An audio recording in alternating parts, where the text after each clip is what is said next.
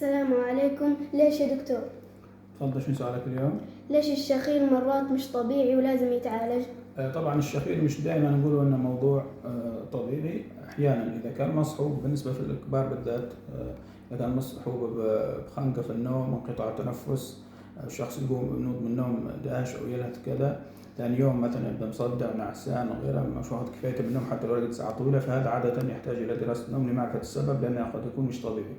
الأطفال عادة السبب نتيجة تضخم اللوز أو اللحمية.